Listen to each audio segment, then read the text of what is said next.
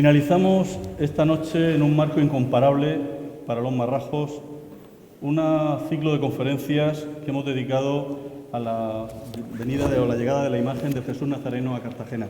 Este año va a ser 75 años que tenemos a nuestro titular presidiendo nuestra cofradía, este Jesús Nazareno de Capuz. Esta noche, para la última de nuestras charlas, vamos a ocupar un campo que no habíamos ocupado en otros ciclos de charlas, que es el plano espiritual. Creo que en nuestra cofradía deberíamos tener siempre las doctas enseñanzas de en este caso, nuestro querido capellán. Yo, de Fernando, decir que lo conozco hace muchos años sería una cosa que todos lo conocemos hace muchos años, porque cartagenero, como muchos de los que estamos aquí, del año 64, nos llevamos 4 años. Él estudió en el patronato los primeros cursos, después se trasladó a la Hispania. Yo estaba en el Hispania en aquella época, cuando ya estaba él allí en el Colegio Hispania, con lo cual coincidimos los dos en el Colegio Hispania. Y a partir de ese momento, él lo llama el Señor y se va a hacer la licenciatura en Teología por la Universidad de Salamanca. Además de que es cartagenero hasta la médula y marrajo de corazón, porque lo lleva dentro, muy dentro. Su padre de pequeño lo apunta a la agonía y sale de nazareno en este currículum de cofradía que tiene, pero que no solamente se queda en la agrupación de la agonía, sino que ese gusanillo que nos entra a algunos de entre los que yo me puedo contar, porque lo llevo dentro, esta idea de poder ayudar a la cofradía, en Fernando surge de forma inmediata, prácticamente muy joven.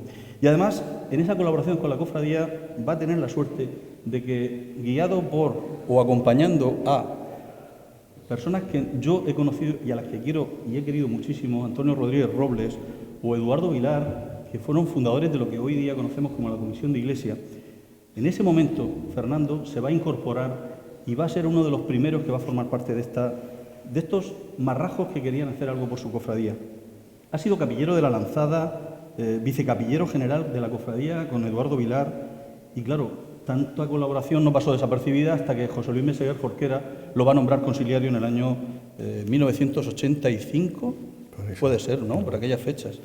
Bueno, entre otras cosas, hay un congreso muy famoso en el que participó la cofradía en los años 80, el de Zamora.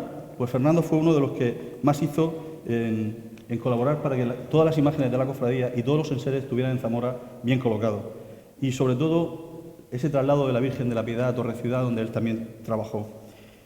Os podéis imaginar que tiene distinciones y nombramientos que, si me pongo a leerlo, la conferencia no la da. Con lo cual vamos a intentar decir algunos, los más destacados.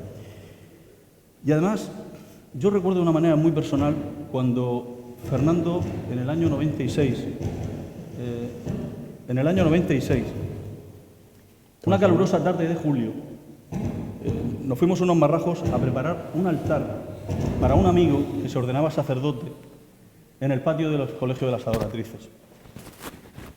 Y nos llamaron y dijimos, si es para Fernando, no hay problema, lo que haga falta. Y allí nos fuimos con un calor que os podéis imaginar, un 14 de julio, para que a Fernando tuviera la mejor de las ordenaciones sacerdotales, que pudiéramos colaborar aquellos que fuimos. Y recuerdo que cuando terminamos, Fernando, en esa cantidad inmensa de gente que había en el patio de las Adoratrices, al grupo que estábamos nos fue dando las gracias uno a uno, aunque éramos muchísimos, y nos agradeció esos detalles que tuvimos en ese caso con él. Una vez que lo nombra sacerdote, comienza su éxodo. Se va a Lorca, se va a Mula, y en Mula, pues ya os podéis imaginar, Fernando, con el gusanillo de las procesiones, no podéis imaginar lo que olió allí. Presidente de la Cofradía del Niño de Mula, presidente de honor a perpetuidad. De él nace la idea de la procesión del Domingo de Ramos en Mula, con la imagen de Santiago Apóstol, si es que cartageneros por el mundo. Conciliario de la Junta de Cofradía de Mula. Y luego yo le preguntaba a Eduardo, ¿dónde está Fernando ahora? ¿Está en Mula? Y dice, no, ahora se ha ido a Calasparra. Y en Calasparra, pues nada, conciliario de la Junta de Cofradías, mayordomo capellán del Santuario de la Esperanza, participante en los actos de coronación de Santísima Virgen de la Esperanza. Eduardo, ¿sigue Fernando en Calasparra? Ya no. Ahora está en Alhama. viva Alhama de Murcia, a la iglesia de San Lázaro. Ya os podéis imaginar que cuando vuelve a Cartagena, a la parroquia de San Antonio María de Claret, vuelve a su casa, a lo que había sido su casa. Y además lo nombran capellán de la Cofradía de Marraja. Yo voy a contar lo último que voy a contar de Fernando, porque me llega a un plano muy personal. Yo a Fernando no lo he visto enfadado en mi vida. Solo una vez se enfadó conmigo. Y se enfadó un poquito. Le acaban de... Pero enseguida me perdonó, yo lo puedo decir. Lo acaban de operar y colocarle un marcapasos. Como Fernando es muy grande, yo no llego a darle los abrazos, que habitualmente me gusta abrazarlo cuando los saludo por el cariño que les tenemos. Y no tuve otra cosa nada más que abrazarlo por un lado izquierdo y darle 2 golpecitos en el pecho. Justo recién colocado el marcapasos. Podéis imaginar la cara que me puso Fernando. Yo creo que enseguida me perdonó, como no se puede pensar de otra manera. Para mí es un honor presentar esta noche a un amigo, a un grandísimo amigo, a ese marrajo de honor del año 2019, porque en su casa está siendo profeta, en su casa, en su tierra. Como digo, para mí es un verdadero honor presentar a mi queridísimo amigo Fernando Gutiérrez Reche, el reverendo don Fernando Gutiérrez Reche. Muchísimas gracias. Muchas gracias.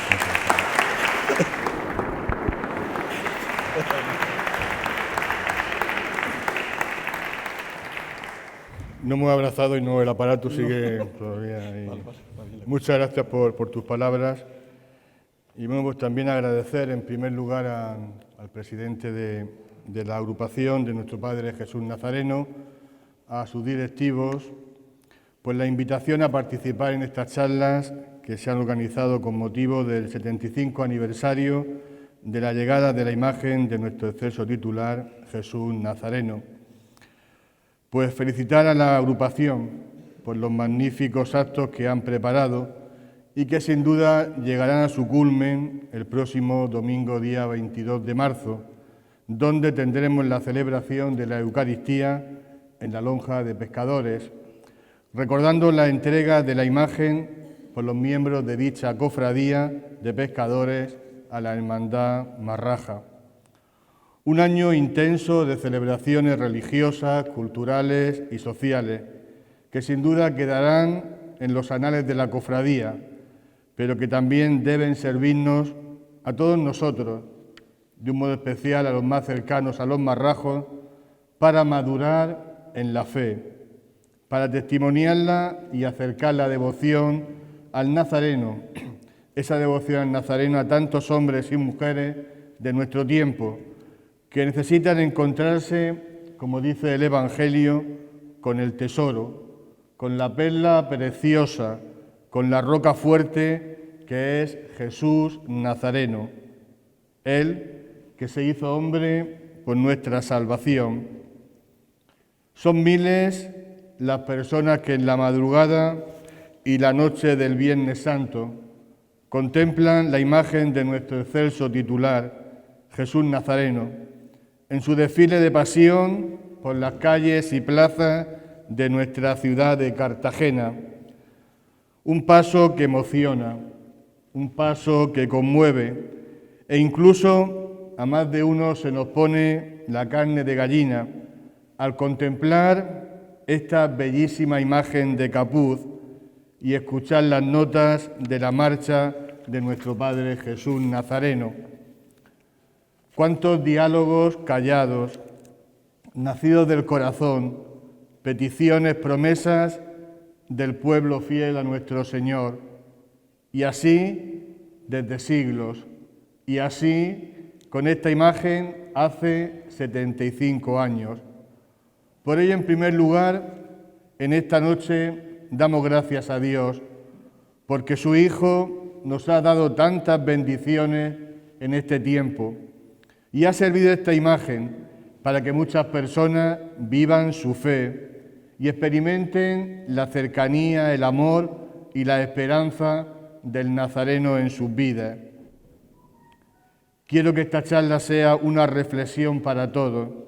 En este tiempo de Cuaresma que vamos a iniciar el próximo miércoles de ceniza, un tiempo de conversión y de maduración en nuestra fe.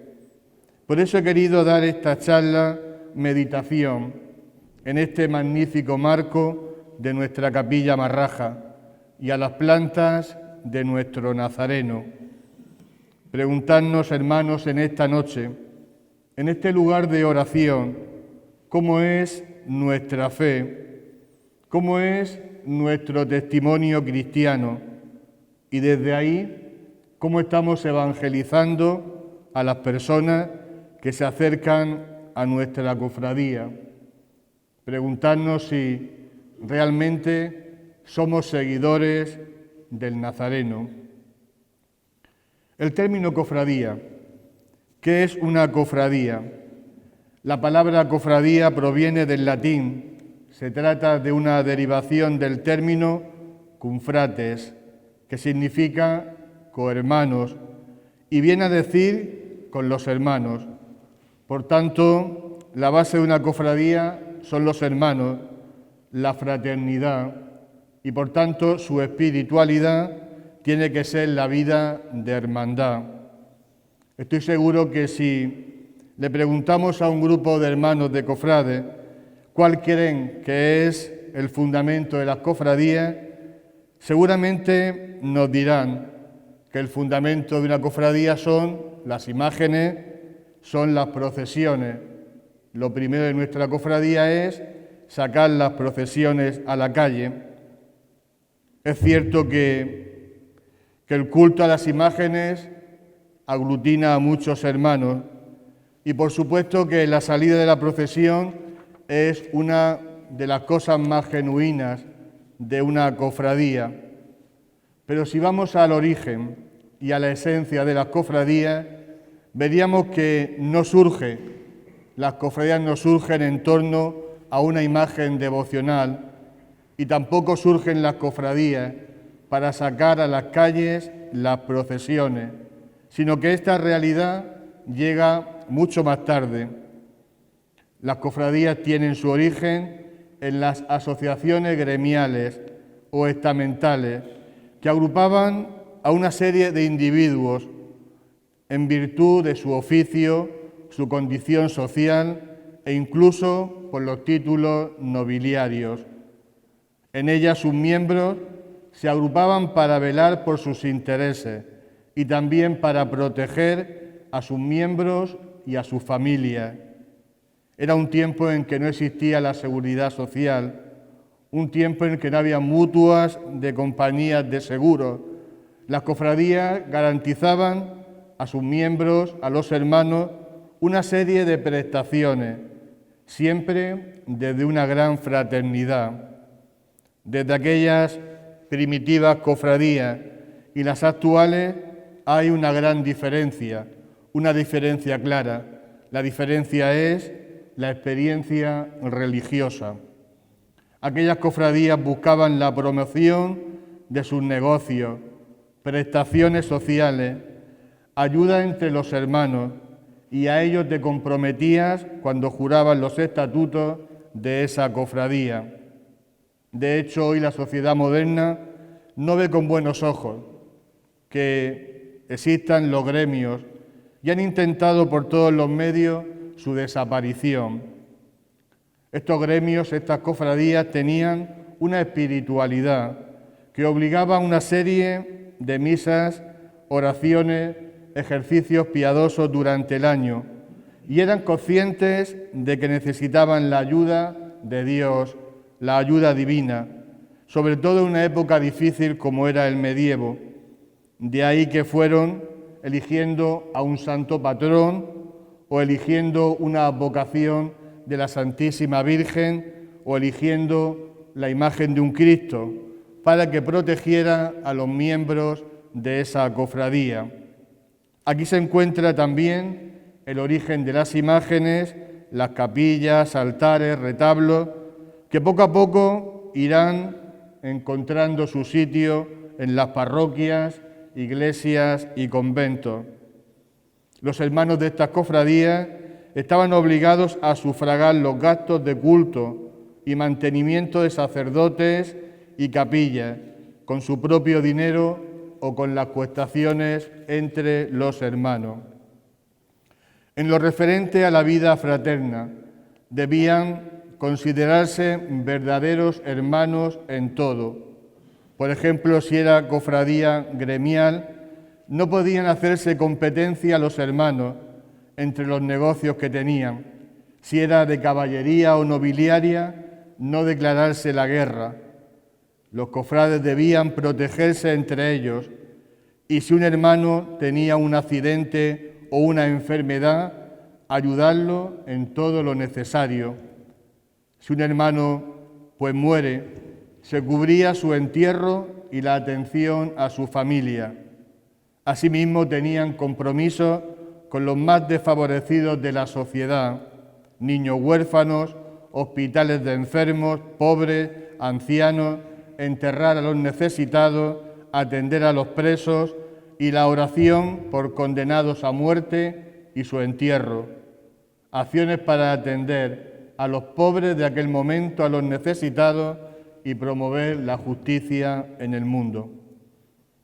Estas cofradías estaban regidas por un hermano mayor, asistido por una junta de gobierno. Por lo general tenían siempre un buen funcionamiento, y si un hermano cometía algún fallo, era sancionado por la cofradía e incluso podía ser expulsado de la misma. Salvando las distancias entre aquellas primitivas cofradías y las actuales, vemos cómo tienen cosas en común en sus obligaciones y acciones. Hoy en día, tras el Concilio Vaticano II, vivimos un marcado protagonismo de los laicos. Hace unos días, la Conferencia Episcopal Española vivió una jornada en Madrid, Iglesia en Salida. Fueron convocados laicos de toda la Iglesia de España para intentar en este encuentro potenciar la actividad de los laicos en la iglesia local y en las parroquias. También nuestro obispo participó con su obispo auxiliar de esta jornada en Madrid. Y este año el obispo, en su carta pastoral, hace unos días, también un mes más o menos, hubo en Maristas un encuentro de laicos, pues que el obispo está muy interesado en que los laicos sean una parte importante en nuestra Iglesia, en nuestra sociedad, una parte activa de la marcha de la Iglesia. Y nos dice el obispo al respecto: hay que cuidar la motivación de los laicos para su participación creciente en la misión evangelizadora. Es una necesidad acentuar el protagonismo de los laicos en la vida de la Iglesia, en sus parroquias, movimientos y carismas, no solo con actos puntuales, sino a través de un proceso que transforme nuestras parroquias y nuestra diócesis en diócesis y parroquias más misioneras gracias al protagonismo del laico. Y haciendo un poco de historia de la situación de la Iglesia y las cofradías y la evangelización, nos vamos a fijar a partir de la Segunda República. Ya he explicado un poco el origen de las cofradías. Vamos a centrarnos en lo vivido en el último siglo. La Segunda República se inició el 14 de abril del año 1931 y, como sabéis, va a durar hasta el año 39. En este tiempo vamos a encontrar una Iglesia acosada, maltratada y perseguida. Por desgracia, no fue posible en aquellos momentos un punto de encuentro y convivencia entre la Iglesia y el Estado. Durante la Guerra Civil Española fue una Iglesia perseguida, una Iglesia mártir. En la diócesis de Cartagena, si recordáis, el año pasado fueron beatificados un grupo importante de sacerdotes y seglares. Ahí en Santa María tienen la capilla. Sacerdotes y seglares que sufrieron el martirio por su fe. Un número importante eran cartageneros y muchos de ellos procesionistas de la Cofradía California. Tenemos que reconocer el testimonio valiente por defender el patrimonio de la Iglesia y las cofradías. Ahí tenemos las imágenes que se salvaron sobre todo marrajas de la barbarie de la guerra civil española. Qué pena, hermanos, la destrucción del patrimonio artístico de nuestras cofradías y de nuestras iglesias. Fue un tiempo difícil para evangelizar, pero la sangre derramada como la de Cristo fortalecerá la Iglesia. Una pena, y le pedimos a Dios que no se repita nunca más este enfrentamiento entre hermanos. En la época franquista hay que reconocer que la Iglesia fue favorecida y las cofradías resurgen después de la contienda civil.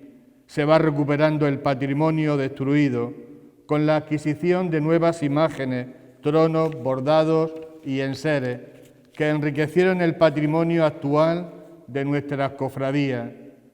Asimismo, se potenciaron los cultos a nuestros titulares con las grandes celebraciones de las cofradías, novenas, triduos, miserere, salve grande, etc.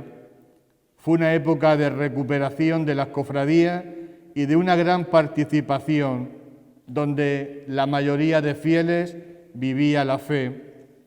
La pregunta que me hago es si realmente se vivía la fe o era simplemente el cumplimiento de una tradición. No me gusta juzgar, porque en este tiempo también ha habido grandes cristianos en nuestras iglesias, parroquias, comunidades, en nuestras cofradías, que seguían al Señor desde las circunstancias de aquel momento, pero con mucha fe y muy implicados en la Iglesia.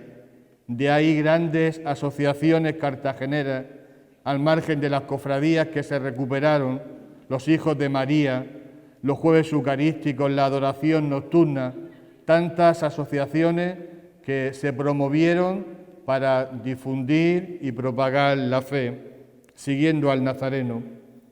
El Concilio Vaticano II, hace más de 50 años, quiso esclarecer el sentido de la Iglesia en nuestra sociedad. El Concilio Vaticano II definió a la Iglesia como el sacramento de Jesucristo, el sacramento del encuentro con Dios. Ese es el fin exclusivo de la Iglesia, ser la transparencia de Jesucristo, ser camino para el encuentro con Dios. A partir del año 1968, fruto del Concilio Vaticano II, llegan a la Iglesia nuevas corrientes teológicas, cristianos por el socialismo, lectura secular del Evangelio, somos Iglesia, teología de la liberación, etc. Cosas buenas que en un principio iban buscando la fidelidad evangélica, pero en el interior de la Iglesia se crearon tensiones, porque muchos fieles no entendían las manifestaciones políticas en la Iglesia. Se produjo una ruptura en la unidad de la Iglesia, divisiones, donde era difícil vivir una identidad eclesial firme, clara y tranquila. Se enfrió el fervor religioso, las novenas, los triduos, los cultos pasaron a ser parte de la historia de la Iglesia. Las cofradías eran incluso mal vistas por un sector de la Iglesia, los bordados, los tronos, los desfiles como algo ostentoso cuando se quería una iglesia pobre, una iglesia distinta, una iglesia alejada del poder y de la riqueza. Las cofradías seguían sus actividades. Lo cierto es que la Iglesia daba poca atención a las cofradías. No se encontraba un capellán y muchas veces los sacerdotes pasábamos y se decía, esto no vale absolutamente para nada. Y caminaban las cofradías por el libre funcionamiento y cada cual iba a lo suyo. La Iglesia por un lado y las cofradías iban por otro. El tiempo que es sabio y que todo lo reconduce, y el Espíritu Santo, que es el que lleva la nave de la Iglesia, nos ha ayudado para corregir lo que no es correcto y que brille el espíritu evangélico, que es el espíritu del Concilio Vaticano II. En los últimos 30 años tenemos en la Iglesia el problema de la secularización. Las cofradías son imagen de nuestra sociedad y estamos en una sociedad cada vez más secularizada, donde se prescinde de lo religioso y la fe ha pasado a un segundo lugar, a un segundo plano. Si analizamos la sociedad actual de la Iglesia en nuestro mundo, vemos que está descendiendo el número de los creyentes, se está produciendo un enfriamiento en la fe, se ha producido una bajada importante de la participación en los sacramentos del bautismo, comuniones, confirmaciones. Hoy en día los niños no se bautizan hasta que sean mayores, aparte que tampoco nacen niños casi. Es decir, que hay una crisis importante en los sacramentos de iniciación cristiana. Y si hablamos del matrimonio, pues en torno a 160, 170 parejas se casan por la Iglesia y por el juzgado no sé, pero tampoco hay muchos más. Una situación para reflexionar. Es un problema que nos preocupa a todos los pastores, nos preocupa mucho en la Iglesia, y de ahí lo que antes he dicho de la Conferencia Episcopal Española, que nos pide un cambio, una Iglesia en salida. Vivimos en una Iglesia generalmente fría y castigada por la deserción, no precisamente la de las apostasías oficiales y públicas, sino deserciones silenciosas, la disminución imparable de los creyentes practicantes, no solo en la práctica sacramental, sino también en la materia doctrinal. Incluso muchos de nuestros cristianos practicantes no están de acuerdo con las enseñanzas de la Iglesia en la materia doctrinal y sobre todo en criterios de moralidad.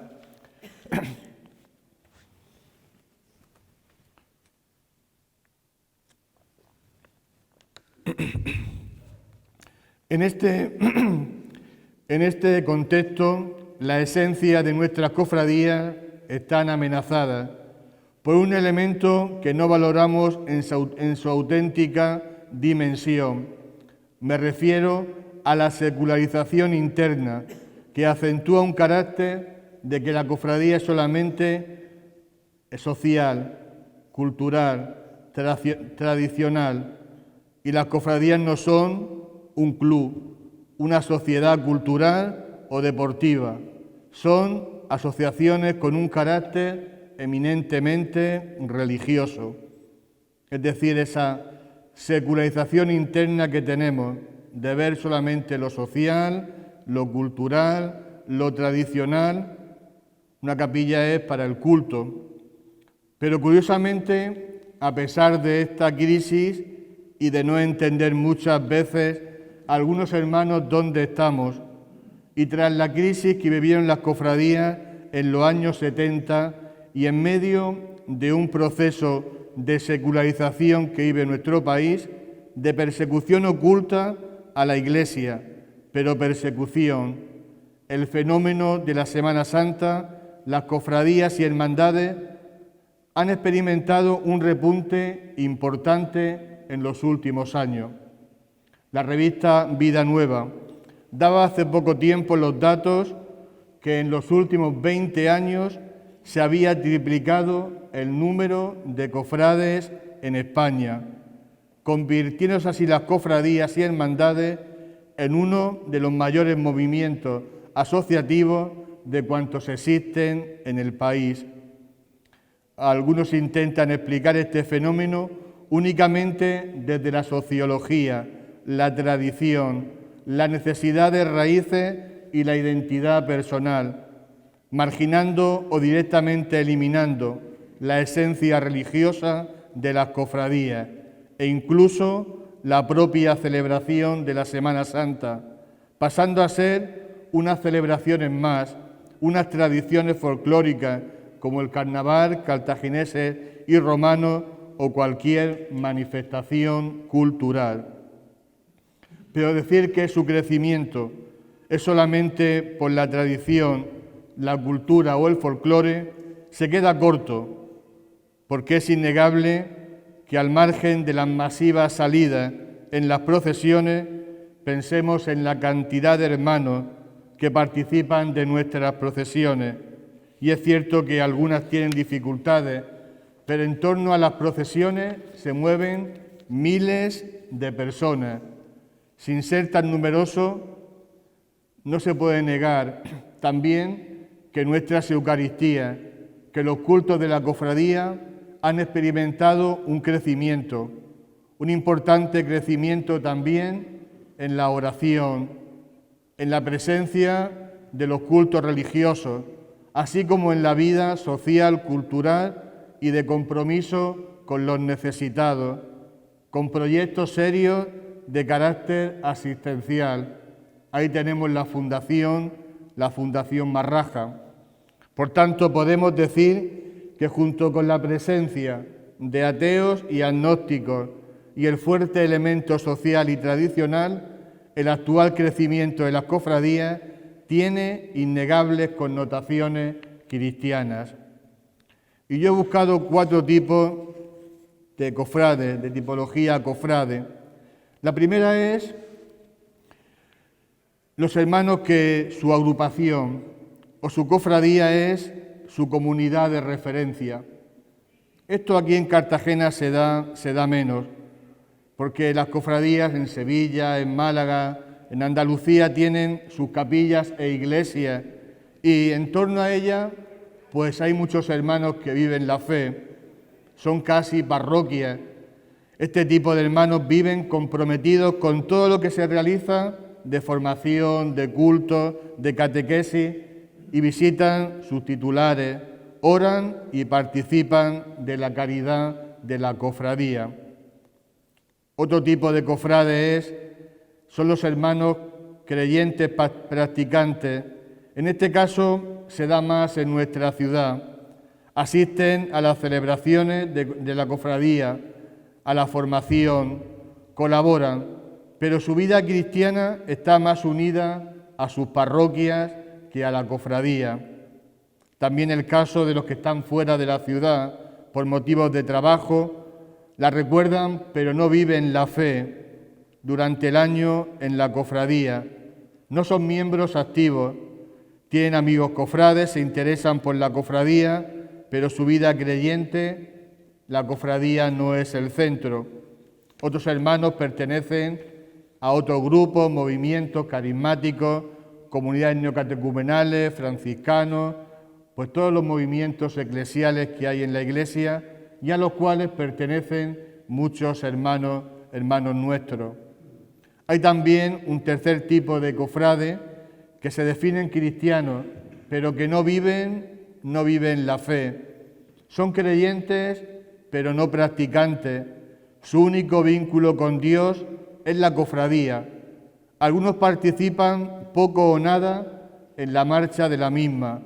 Aquí encontramos los hermanos que por una u otra razón han dejado la vida de la Iglesia, la vida de los sacramentos, y solo rezan a sus imágenes de fervor. Viven la Semana Santa con intensidad y fervor, pero solo en las fechas que corresponde. Son los que se dicen, resucitan en Cuaresma y mueren en Pascua de Resurrección. Luego hay un cuarto tipo de hermanos, esas personas agnósticas que se acercan a las cofradías, creen en algo, no son ateas y que participan de la procesión y que durante el recorrido se plantean la existencia de Dios. Es hermoso descubrir que la Semana Santa para estas personas es un paréntesis en sus vidas, esas vidas que todos tenemos, rodeadas de ruidos, estrés y ajetreo. El capuz, el peso de un trono o el traje de nazareno les hace conectar con lo más profundo de su ser y a veces estas experiencias pueden terminar en una vuelta a la fe y a su práctica. otras veces se apaga, y al igual que los cirios, se apagan con el término de la Semana Santa. Todo esto nos permite descubrir cuán complejo es el mundo cofrade y que no podemos hacer juicio sobre las personas que forman una cofradía. No podemos decir que no hay fe, porque esos miles de hermanos que formamos una cofradía tenemos cada uno una manera de llegar a Dios.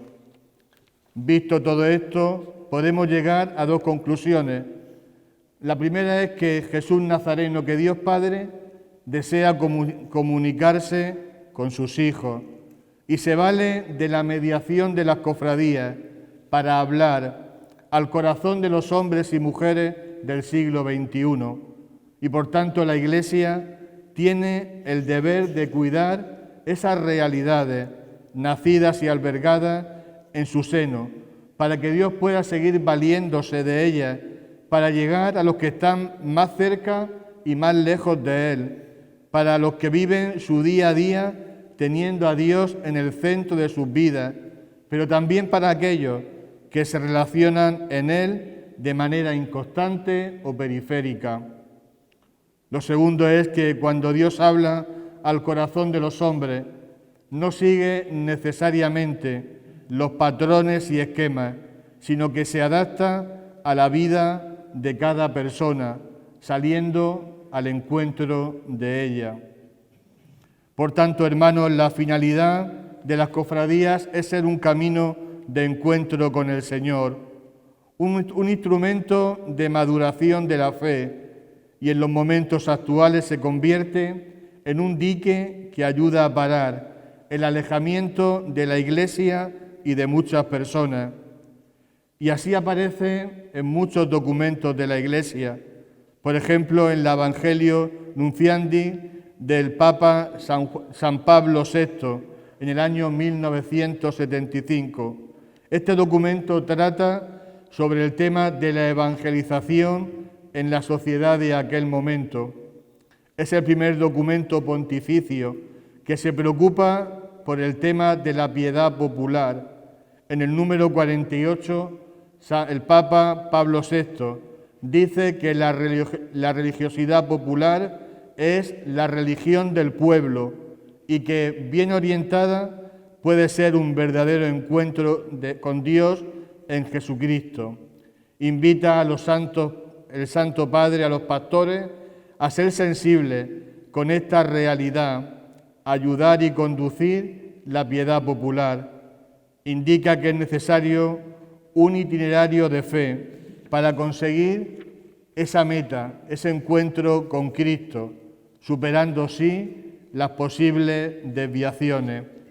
En el año 1979, el Papa San Juan Pablo II, en la exhortación Catequesis Tradente, un documento sobre la importancia de la catequesis, nos dice que las devociones contienen muchos elementos para la evangelización del pueblo sencillo y después de purificados y rectificados deben utilizarse adecuadamente para la evangelización. Asimismo, el Código de Derecho Canónico, publicado en el año 1983, habla ampliamente de las asociaciones de distintos tipos en las que entrarían las cofradías y hermandades que tienen como finalidad fomentar una vida más perfecta, promover el culto público, la doctrina cristiana, actividades apostólicas para conseguir la evangelización. En el año 1987, la Comisión Episcopal de Liturgia publica un documento pastoral con el título Evangelización, renovación de la piedad popular, y en el año 1989 un directorio con el título Liturgia y piedad popular, y el Catecismo de la Iglesia Católica, que se publicó en el año 1992, desde los números 1674 al 1676, lo dedica a la piedad popular. Habla sobre la importancia de discernir, purificar y rectificar las devociones populares con el fin de que brille el rostro del Nazareno. Hay muchos documentos, cartas apostólicas, escritos de las conferencias episcopales. En nuestra diócesis también tenemos el directorio de hermandades y cofradías que realizó el obispo don Javier Azagra. Nuestro obispo don José Manuel Lorca Planes, en las directrices pastorales, nos dice a los fieles, a los representantes de movimientos eclesiales y a los sacerdotes que hay que fomentar y acompañar pastoralmente todo cuanto se pueda la religiosidad popular en la riqueza de sus múltiples manifestaciones.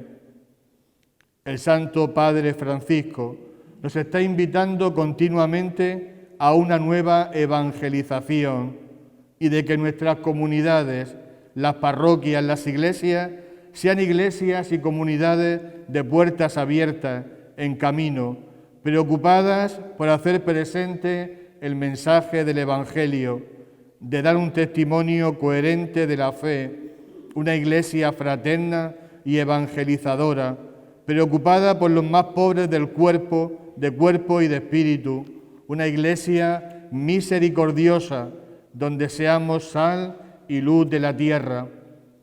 En esta invitación del Santo Padre para la nueva evangelización, las cofradías tienen mucho que aportar. Tampoco podemos olvidar que somos meros instrumentos en la marcha de la historia de la salvación. No podemos olvidar que la barca de la Iglesia la lleva el Espíritu Santo, el Espíritu de Dios, y tener muy presente, muy cerca de nosotros, esas palabras de Jesús Nazareno, el día de la Ascensión. Estaré con vosotros hasta el final de los tiempos. Por tanto, en todo momento, momentos buenos o malos, de dificultades o prosperidad, estar siempre en las manos de Dios y confiando en Él, que lleva la historia de la Iglesia y de la humanidad.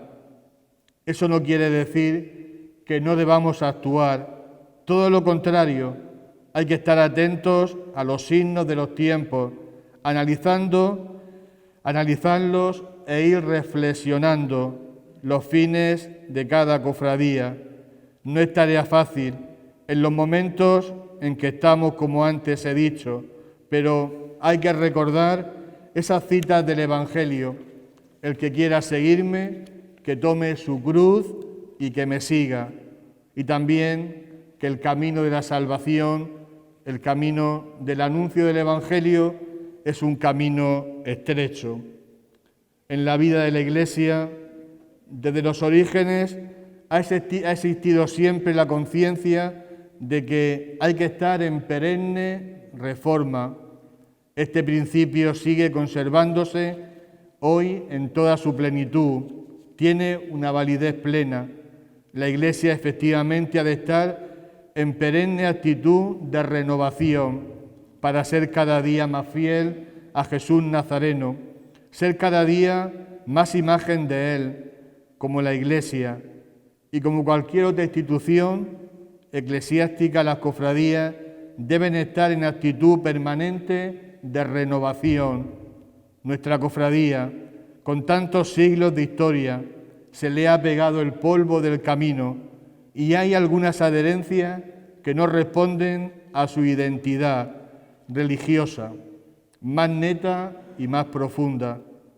Para conseguirlo, víspera del miércoles de ceniza, en este tiempo de conversión, lanzo unas propuestas que nos pueden ayudar para que nuestra cofradía sea una auténtica seguidora del Nazareno y sea un instrumento de evangelización para tantas personas que se acercan a ella, para tantas personas que nos contemplan cada Semana Santa. En primer lugar, es muy importante una vida interior. Es necesario tener una vida de encuentro con el Señor, encontrarnos con Él. Tenemos tantas ocupaciones, tenemos tantas cosas, tantos ruidos, tantos trabajos en nuestra vida. ¿Qué significa ser cristiano? ¿Qué significa participar de los sacramentos? Una vida de oración diaria, de confesión, de Eucaristía. A los cristianos de este siglo se nos pide que seamos místicos. Hoy, para ser cristiano no vale nunca valido, no vale simplemente tener un buen corazón. Es necesario una vida de oración, una vida de intimidad con el Nazareno. Es enamorarse de Él, que está vivo y resucitado, que camina con nosotros. A nivel comunitario, una cofradía, ¿cómo vive la fe? ¿Es posible reunirse a rezar? Tenemos gran cantidad de actos durante todo el año, sobre todo en el tiempo de Cuaresma que se aproxima, religiosos, culturales, sociales, pregones, pero para todo esto invitamos y hacemos carteles y no se nos ocurre invitar y hacer carteles para rezar, para estar cerca del Nazareno, cerca del Señor. Es posible una celebración comunitaria de la penitencia en los tiempos fuertes de la Iglesia. Serían posibles unos ejercicios espirituales.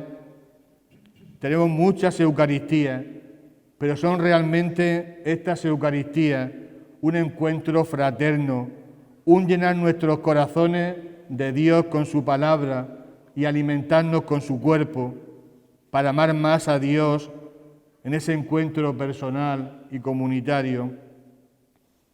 En segundo lugar, es muy importante la formación cofrade.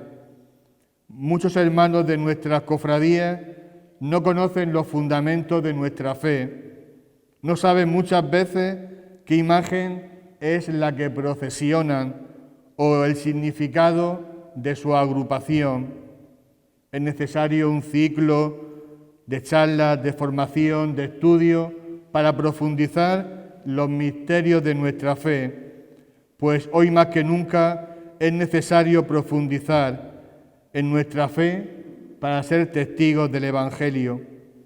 La Delegación de Cofradías y Hermandades nos pide a los capellanes como algo fundamental la formación. Lo estamos haciendo y hay que reconocer que hay una respuesta a veces muy pequeña de hermanos. ¿Y cuánto cuesta que asistan a estos encuentros de formación? Hay que tomarlos en serio. En tercer lugar, el compromiso apostólico. Jesucristo, el día de la Ascensión, le dijo a sus discípulos: ir al mundo entero y predicar el Evangelio a toda criatura. Y este mandato no fue solo para los discípulos, y no es solo para los obispos, sacerdotes o personas consagradas. Está dirigido a todos los fieles, los cristianos. La principal tarea de la Iglesia, como antes he dicho, es la evangelización. Por tanto, los miembros de la Iglesia tenemos la obligación de evangelizar, y mucho más si se pertenece a una asociación, cofradía o hermandad. Los hermanos de una cofradía están llamados a ser apóstoles y evangelizadores en las casas, haciendo familias cristianas, en el trabajo de cada día, en la vida profesional y en todas las circunstancias. Anunciar a Jesucristo de palabra y de obra, en primer lugar con un testimonio coherente, con una vida evangélica, una vida que cada día quiere ser más fiel, más auténtica en el seguimiento de Cristo. Y también con nuestras palabras, con valentía, porque hay muchos creyentes que tienen miedo a decir que son practicantes, que tienen fe, pero ¿cuánto nos cuesta hablar de Cristo como camino, verdad y vida? En este momento donde en nuestra sociedad tenemos un laicismo militante, hace falta que los creyentes demos una respuesta sin complejos, sin vergüenza y sin miedo, con decisión, valentía y convicción. En cuarto lugar, es muy importante la unidad en el seno de las cofradías. Un valor en la vida de una cofradía es la unidad. la comunión. La unidad es algo que pertenece a las entrañas de la Iglesia. Nos dice el Concilio Vaticano II, la Iglesia es un pueblo reunido por la unidad del Padre, del Hijo y del Espíritu Santo. Nos dice el apóstol San Pablo en la Sagrada Escritura que las primeras comunidades tenían un solo corazón, todo lo compartían y la gente los veían y decían de ellos, mirad, mirad cómo se aman. Las divisiones, los orgullos y personalismos son siempre un antitestimonio, un descrédito para la Iglesia y un freno para evangelizar a otros hermanos. Por desgracia, muchas veces no tenemos unidad en nuestras cofradías y los que tenemos responsabilidades en la marcha de la cofradía, tenemos la obligación de cuidar esa unidad, propiciar el diálogo y el entendimiento y ser aceite y bálsamo que ayuda a cicatrizar las heridas. Somos llamados a ser sembradores de paz y de unidad. En quinto lugar, la caridad. Y fruto de la fe en la vida de una cofradía es la caridad. Cuando le preguntaron al Papa Benedicto XVI cuál es la medida del amor, la medida de la fe, el Papa dijo que la medida de la fe es la medida de la caridad. Un procesionista no puede ser insensible a los dolores, carencias y sufrimientos de los hermanos. El amor a nuestras cofradías, a nuestras imágenes, a Jesús Nazareno, tiene que llevarnos a descubrir los auténticos rostros de Jesús, a los hermanos que sufren. Nos dice el apóstol San Juan, nadie puede decir que ama a Dios a quien no ve, si no ama al prójimo a quien ve. En las cofradías tenemos que intentar huir de gastos innecesarios y superfluos, Bernardo. Sería bueno que en las cuentas de cada año de la cofradía también incluir ese famoso 0,7% para caridad. Hay para protocolo, hay para todo, pero también había que incluir en los gastos de una cofradía, el presupuesto del año, incluir la caridad. En este sentido hemos avanzado mucho y hay que reconocer el magnífico trabajo de la Comisión de Caridad, la sensibilidad de las agrupaciones para ayudar a los hermanos, las campañas que realizamos y esa Fundación Marraja que hay que potenciar y cuidar. Y ya terminando, algo fundamental y muy importante son los jóvenes. Son muchos los jóvenes que se acercan a nuestras cofradías y que participan en los días de Semana Santa en nuestras procesiones. Es necesario para el futuro de nuestra cofradía hacer partícipes a los jóvenes en la marcha de la misma, contar con ellos, darles responsabilidades y transmitir con nuestro ejemplo y palabra la importancia de la fe. Hemos avanzado también mucho en el campo de la juventud, pero hay que hacer más para que se formen, se inicien en la vida de oración y en el trato personal con Jesucristo y adquieran una identidad eclesial. Seguir participando de encuentros diocesanos, nacionales, que tanto bien hacen a los jóvenes. Para terminar, os invito también a que vivamos en el servicio.